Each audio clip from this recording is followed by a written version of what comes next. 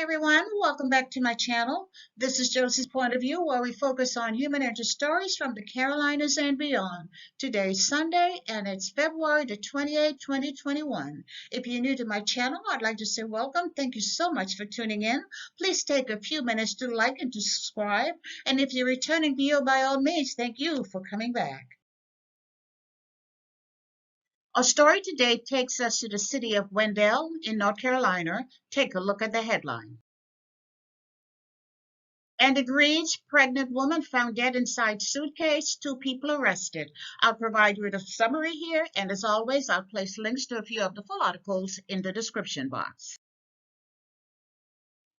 Well, today we're talking about this woman. Her name is Brittany Smith. She's 28 years old, and according to reports, she's the mother of 2, and she was 6 months pregnant with her 3rd child. She and her boyfriend were living in a tent behind a residence in the city of Wendell in North Carolina.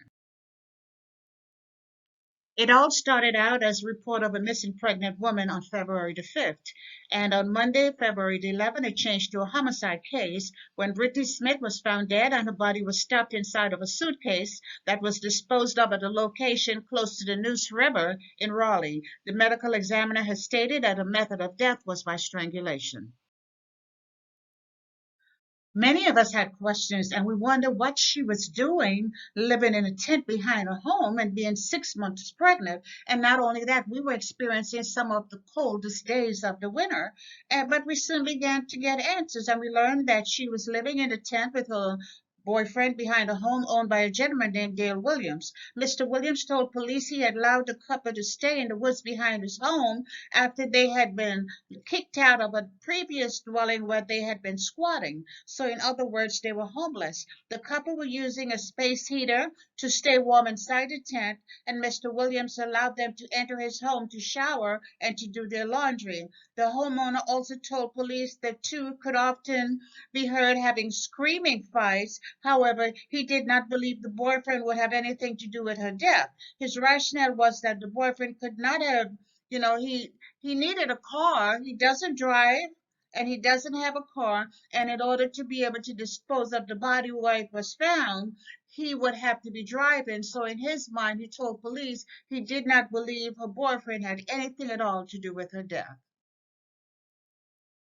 And this picture basically give you an idea of the living condition. In the first one, you see to the back, you see the tent at the back of the home. You can barely see the top of it. The second one gives you an idea of what the inside of the tent looked like. And further, you see another picture with something red on the ground, look like clothes on the ground. But in the last picture to the bottom right, you can clearly see a very unsanitary picture with things all over the place. But there's a cot. So hopefully she was not having to sleep on the ground. But I have to tell you, when I saw this, it was a dose of reality for me, and I had to stop for 1 second and just say, thank you, God, because I realized just how blessed I really was. And many of us began to wonder about the boyfriend, whether or not he may have had something to do with Brittany's death. After all, in our minds, you always look close to home first. Well, the boyfriend, he did come forward and he cheerfully proclaimed his innocence.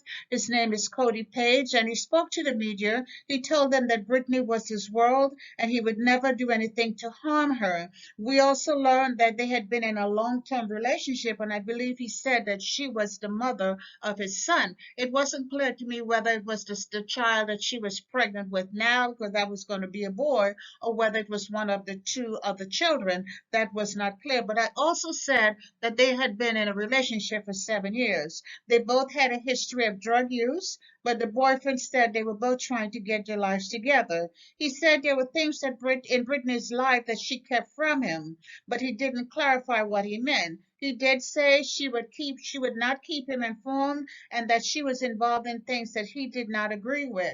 But he was devastated when the police began to question him about Brittany's death, but he should have expected they would be looking at him because that's just the way things work.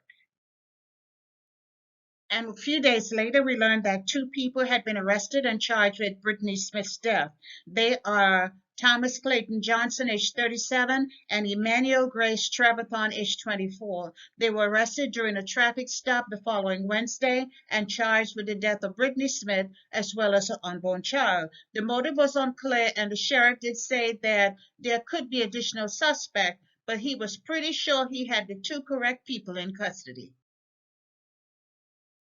I read in one of the articles that the boyfriend, Cody Page, may have been instrumental in pointing the police in the right direction because he said he saw a message on Brittany's phone which may have been helpful to the police. He said he did not know either of the accused, but prior to her death, he did see a message on her phone from Johnson saying he was coming to pick Brittany up, and that was the last time the boyfriend had actually seen her, and that may have been the one piece that helped the police to identify these two who were accused in her death. Meanwhile, Johnson and Trevathon remain in the county jail without bond, and a trial date has not yet been determined. This is really a very sad story, and it's a terrible way for a young mother to lose her life. And we all hope there will be justice for Brittany Smith.